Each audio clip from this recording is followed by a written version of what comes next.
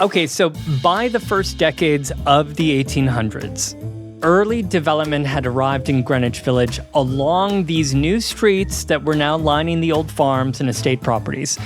And when these property owners carved out these new streets, they often oriented them to align with their property's borders. But also they had to align streets to fit around the natural topography of the land. Right. I mean, as we mentioned, there were streams that had to be filled in, but there were also old hills that needed to be leveled. It was kind of a hilly area too. And this also explains why this area's street plan developed as it did, right? Because these independently developed street grids all sort of butted up into each other like a patchwork. Like a crazy quilt. Actually. That's what the neighborhood should have been called. And at the same time, in 1807, New York City's leaders were struggling with their own development issues, okay? Because the city was pushing ever farther north, and they wanted to limit the chaos of unrestricted development. So New York pulled together a commission of leading citizens to develop a sensible, standardized, and yes, very boring street plan.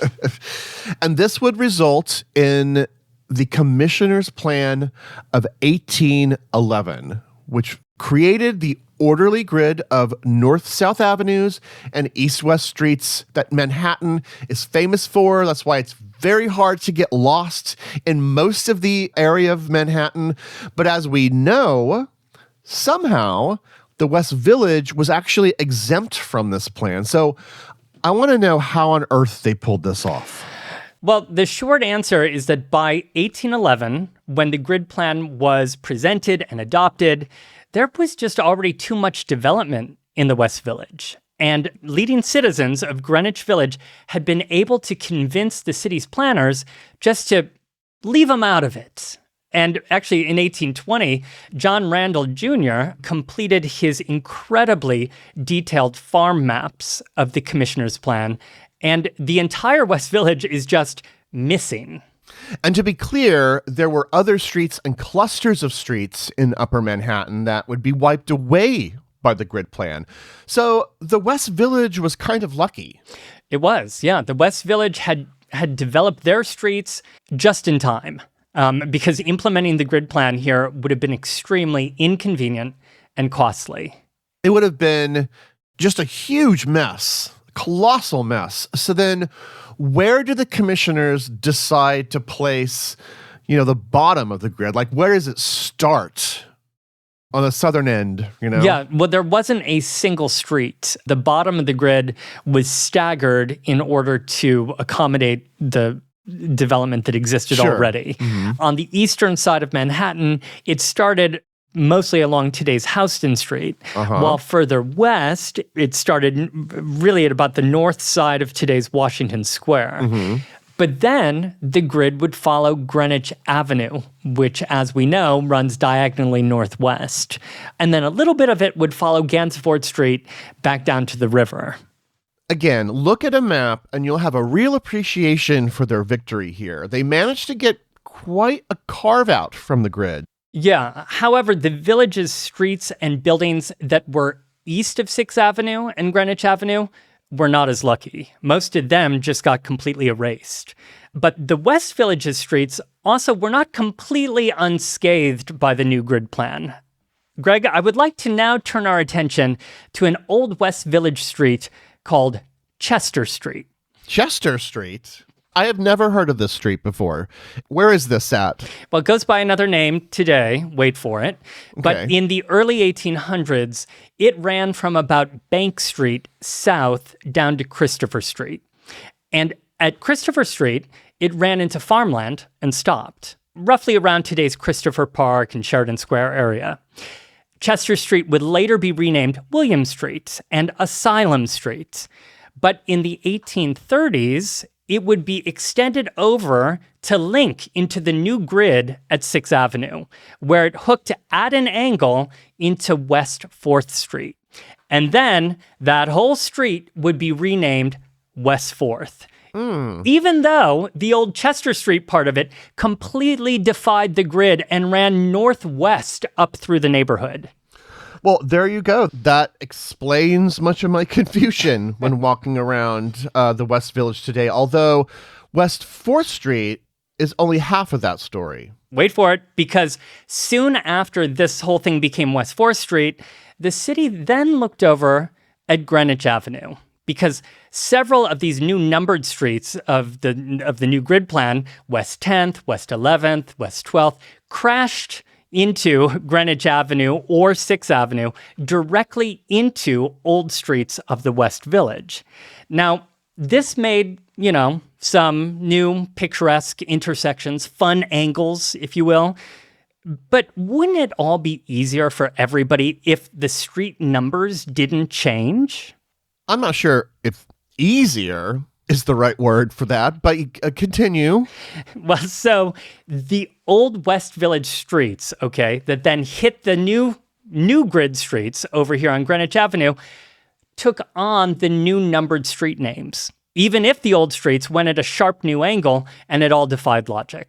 So the old Amos streets hit West 10th Street at 6th Avenue, and so Amos became West 10th. Hammond Street hit Greenwich Avenue at West 11th Street and became West 11th. Troy Street hit Greenwich at 12th and became West 12th Street. Even if all of those old streets deviated from the grid entirely and sort of angled sharply down to the Hudson River. That's right. And even if it meant that forevermore, New Yorkers and tourists alike would be confounded by some of the intersections that were created along West 4th Street, where West 4th now intersected with West 10th, West 11th, and West 12th. Then what about 8th Avenue? 8th Avenue in the Commissioner's Plan started just south of 14th Street, where Greenwich Avenue hits Horatio Street. And that intersection then created a cute little triangular park. And this park would become known as Jackson Square Park, likely named later after President Andrew Jackson. And you can see it without any name on it on the Commissioner's Plan map in 1811. It is actually one of the city's oldest parks. What an underappreciated park. We almost never talk about Jackson Square Park on this show, right? I mean, I would imagine that most people are like, where's Jackson Square Park? But it's a major park in the West Village, right there almost to Chelsea. But it originally stopped there, 8th Avenue, right? But today it just keeps going. Yeah, today keeps going for a few more blocks because around 1833, 8th Avenue was continued south for 3 more blocks, hitting Hudson Street and Bleecker, and resulting at the intersection of 8th Avenue, Hudson, and West 12th Street in another triangular park called Abingdon Square. Now, I would like to just jump quickly down to the southern side of the West Village. Let's check in, shall we, with the that home of Richmond Hill, the vice presidential estate. So that's still hanging around. It is still around. It's a moving story, Greg. Because in the 18-teens, the estate was purchased by a land developer who had been very busy buying all the land in Manhattan that he could get his little hands on. I'm, of course, speaking about John Jacob Astor. Turning the pages of history. It's amazing to think of like Astor, which is a very, very, very 19th century name, purchased this land from Aaron Burr, a very, very 18th century name. Wow. Yes, or from his creditors. Okay, sure. But, right, because he wasn't doing very well, Burr, was he, by this time? So it passed from Burr to Astor. Okay. And Astor didn't demolish the mansion.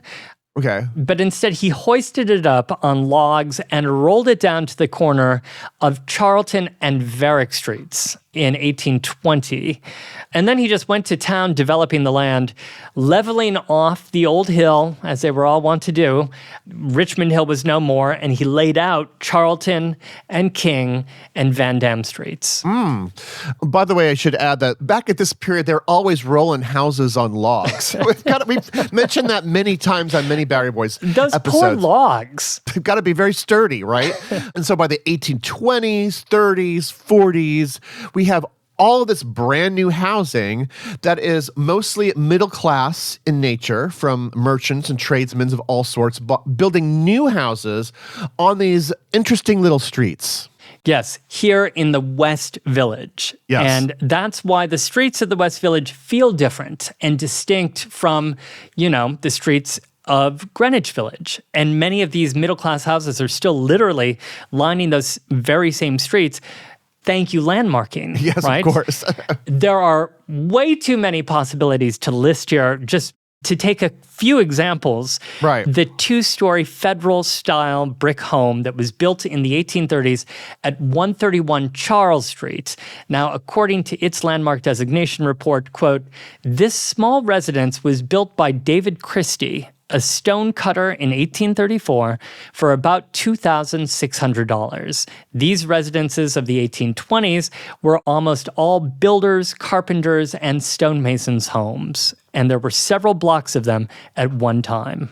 And then right across the street at 132 Charles is actually a home built before that by a carpenter named Matthew Armstrong and built in 1819. So this is possibly, right, the oldest standing house in the whole neighborhood. More than 200 years old. Wow. And that is just one block on Charles Street. Just walk up and down the blocks of the West Village and take in these early Federal style and Greek Revival homes that were so popular at the time. But also keep your eyes out for another type of architecture that was considered simply functional at the time. I'm talking about carriage houses and stables. Right, because it's humans moving to the West Village and their horses. The whole city was running on horses, obviously, back in the 19th century. New York runs on horses. with their Duncan on horseback. And so many of the merchants and middle-class families living up here would have either owned a horse or they would have shared a horse. Yes, and those horses needed a place to sleep. So many of the horses' former stables, as well as the carriage houses, that provided quarters for the neighborhood's domestic workers, many of those stables and carriage houses are still standing today. And can I just be honest? To me, that's the most romantic part of the West Village, all these old stables. They're so beautiful. I mean, they're so different from many other different kinds of housing. And of course, today, so many of them have been converted into multi-million-dollar lofts and studios. But, at least they're still standing. So many of them dating from the 1830s and 40s. But yes, so by 1850, however, New York was really working its way up to 14th Street and then soon passing that up to 23rd Street. It's almost like now you can visualize it. The West Village has now been engulfed, like a fog, engulfed by the entire city. Engulfed is one way to put it. Ignored is another way, right? I just kept reading references to the West Village becoming something of kind of like a backwater to New York City. It was almost like it was ignored by the city. I mean, because for one thing, it wasn't easily accessible. It wasn't reached by many of those new roads that the city was laying down. Greenwich Village, I mean, by contrast, was bustling. By the 1830s, Greenwich Village was home to New York University. And, the city's major shopping district was creeping up Broadway to around Union Square and then beyond. So there was a lot happening over there, east of here. But meanwhile, over in the West Village, its very exclusion from the grid kept it relatively quiet and decidedly residential. And that would continue for decades. So I hope that what we've described in the show so far explains a little of the mystique of the West Village, a specific architecture, the winding streets, disorienting street plan. Today, it works together to create a tranquil atmosphere. It's why people pay so much to live there. And it's also distinct. I mean, you would never confuse the West Village with Park Slope or the Upper West Side, right? Even if some of the architecture seems to be quite similar. But as we've already said, much of that has to do with its protected status as a historic district. As we mentioned, though, that historic protected district stops at Washington Street, okay? There's a whole other block west, and then it's West Street, and the Hudson River waterfront. Or as it was known back then, back in the 19th century, you probably would have heard the North River waterfront.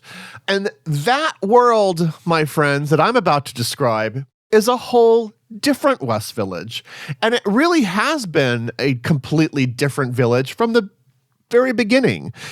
This, of course, is dominated by industry, by shipping, and then eventually by the transportation and storage of goods. And by the way, if you just interject here, that if you do want to impress or possibly annoy your friends, be sure to refer to the Hudson River whenever possible as the North River.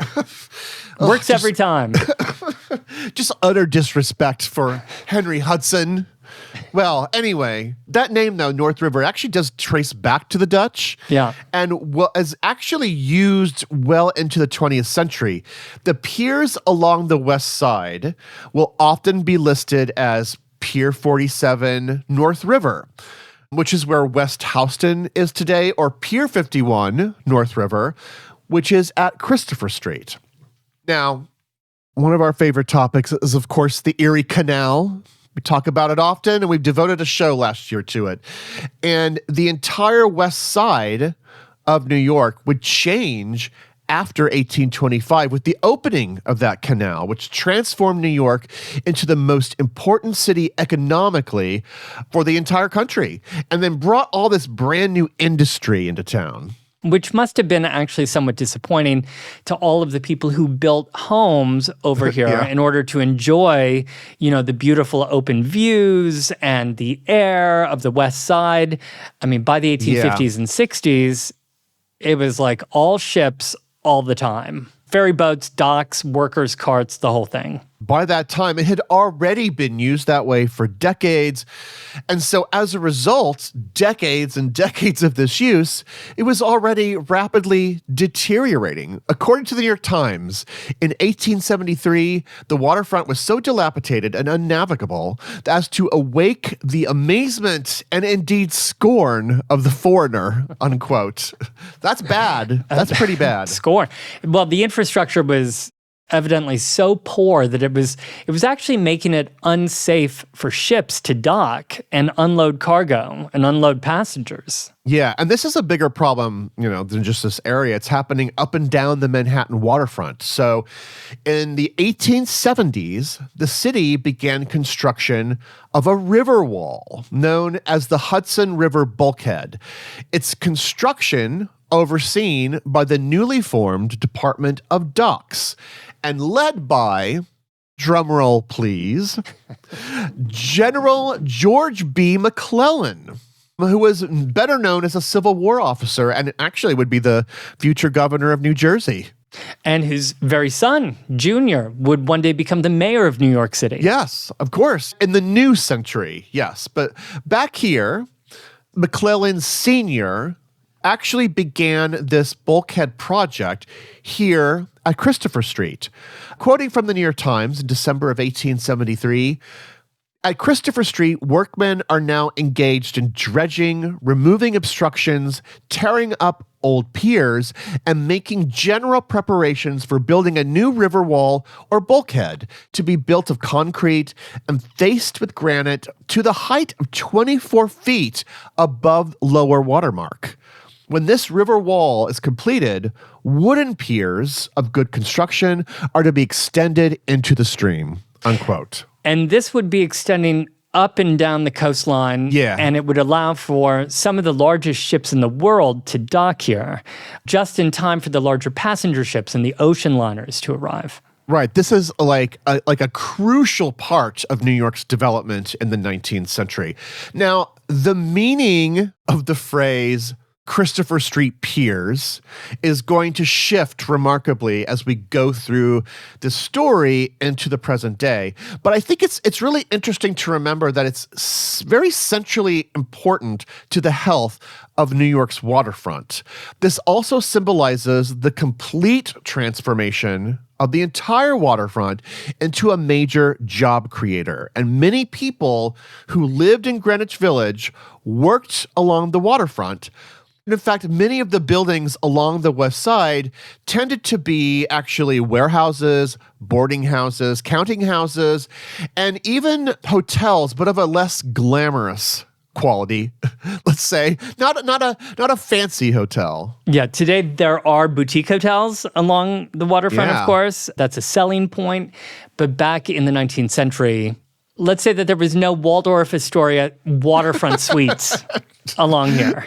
No, that's not to say that they were all bad. Some of them were bad, but because of their reputation of poor quality and unsuitable moral distractions, some of those on the east side, the state of New York did technically require some hotels and boarding houses to be licensed and have like a sort of oversight. So you could say that they were maybe a little bit nicer here on the west side than on the east side.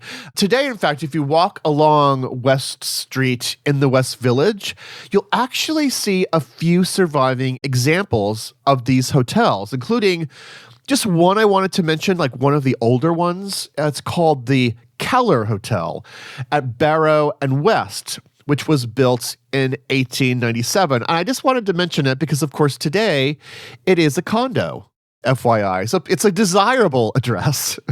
But you have taken us now away from, the romance and the charm Yes. of the West Village that we've been speaking about for most of this episode. Right. And I don't want to, contradict anything that we've actually said so far, but by the mid 19th century, going into the late 19th century, the tranquility of the West Village is a little bit of an illusion.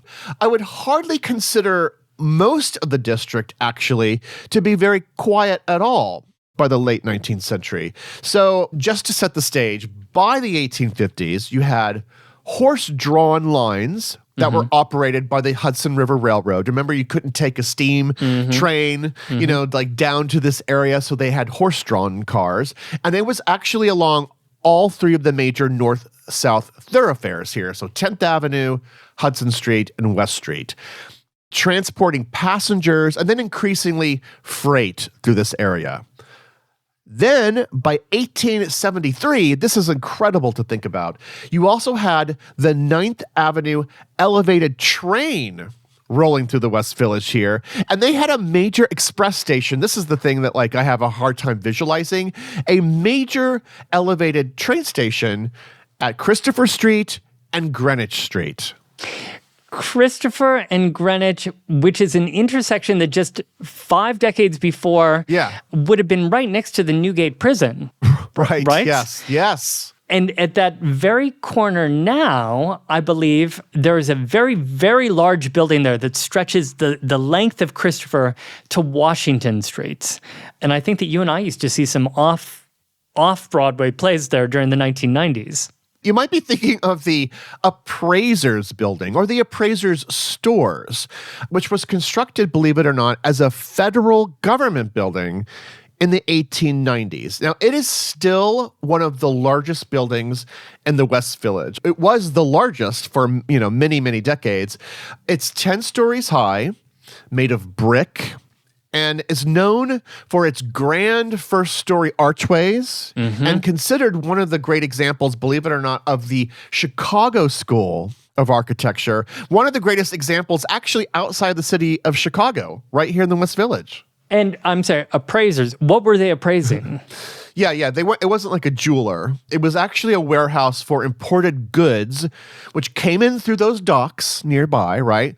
Where inspectors could set duties and fees for imported items, and was built near the same time, believe it or not, as the new Custom House, that building down in Lower Manhattan. The appraisers building was actually incredibly important. According to the New York Times, quote, at the time, most of the federal budget was supported by customs duties collected in the Port of New York and other harbors around the country, including tariffs on goods arriving on ships, unloading at the foot of Christopher Street and nearby piers, unquote. I always thought that the building looked kind of strange or out of place, like it's in the wrong part of the city. But it really was a part of the waterfront. There were hundreds or even thousands of carts coming to and from the piers, just filled with imported goods. It might have been one of the most important buildings in the city. I mean, like financially, I think that's a true statement.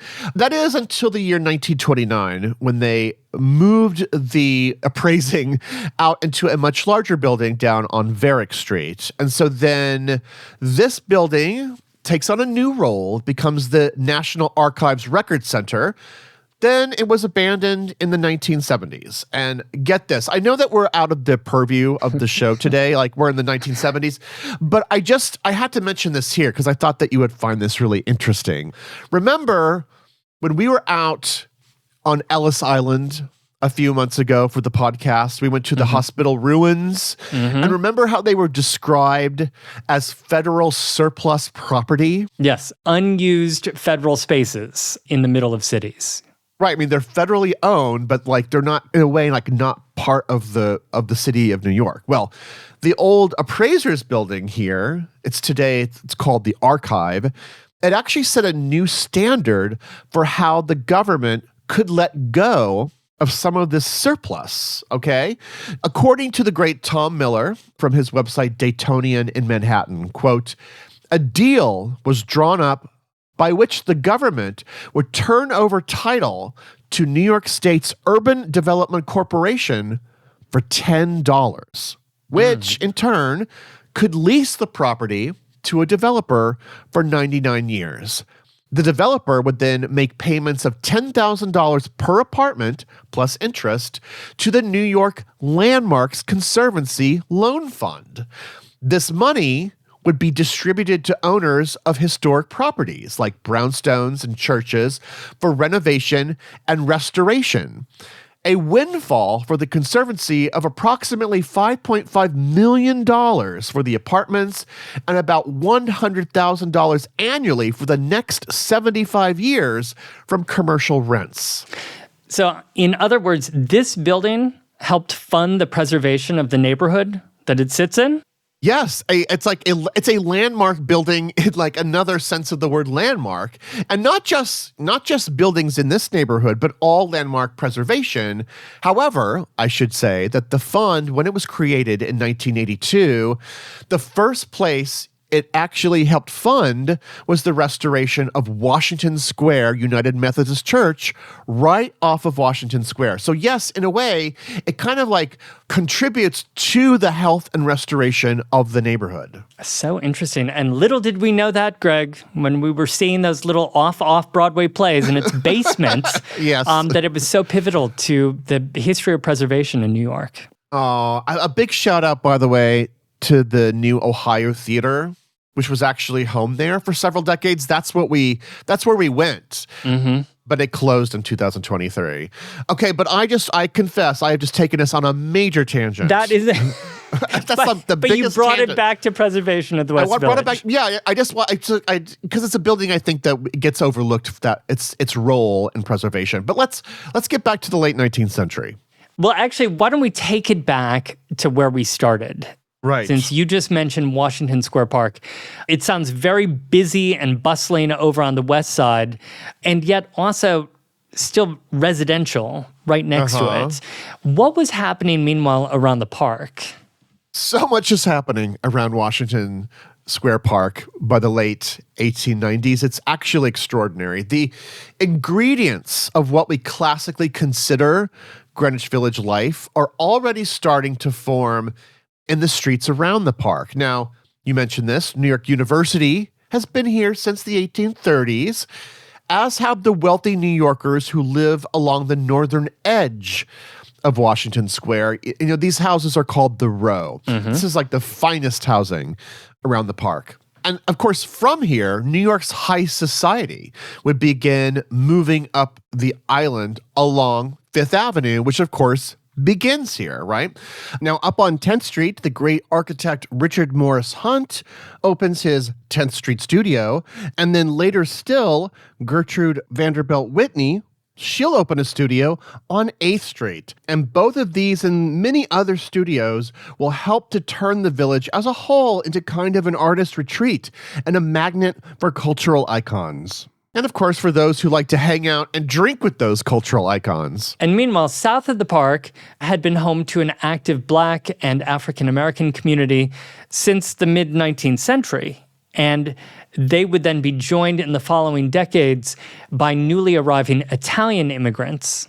And everyone, rich and poor, black and white, straight and gay, will indulge in the pleasures of Bleecker Street's many late 19th century taverns and resorts, becoming, in fact, one of the most notorious streets in all of New York City, or at least certainly one of the most entertaining. So it sounds to me then like this central park of Greenwich Village, Washington Square Park, was by the later part of the 19th century turning into a big, vibrant, somewhat seedy, undoubtedly vital part of New York City, offering everything from virtue to vice, which all sounds very busy compared to what was happening over in the West Village.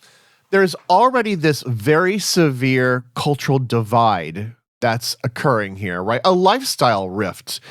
Expensive housing north of Washington Square, including new fashionable apartment buildings, which start sprouting up, versus more affordable housing for working or middle-class people to the west, which is all in contrast to the area's growing prominence in nightlife and the emergence of that curious thing that will soon arrive into our picture here, the bohemian.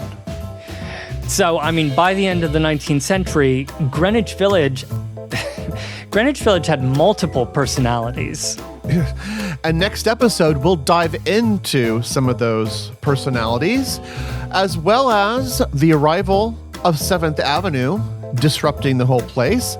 We'll also speak about the birth of Off-Broadway and an old watering hole they call the White Horse Tavern. Please visit our website, BoweryBoysHistory.com, for some images of the West Village related to this show. And of course, follow us on social media, including Instagram, Threads, Facebook, and Blue Sky. And this show is brought to you by patrons of the Bowery Boys podcast who have joined us at patreon.com/BoweryBoys. We have added a bunch of new exclusive features to our membership levels on top of the regular behind-the-scenes show that we make, a podcast called Side Streets, which we now also record on video. We have been releasing extra classic episodes of the Bowery Boys every week, ad-free. I'm also giving every other week updates on the new book that I'm writing for Dutton Penguin Random House, sharing stories from my research adventure and little bits of research that aren't making it into the book. So that's just for patrons as well. On top of that, of course, we have exclusive merchandise made just for patrons. You also get first dibs on upcoming live appearances, the first of which should be announced pretty soon. So please join us, join the fun, join the community, and thank you so much for your support. You make it possible. Join us over at patreon.com/BoweryBoys. Have a great New York week, whether you live here or not. See you real soon.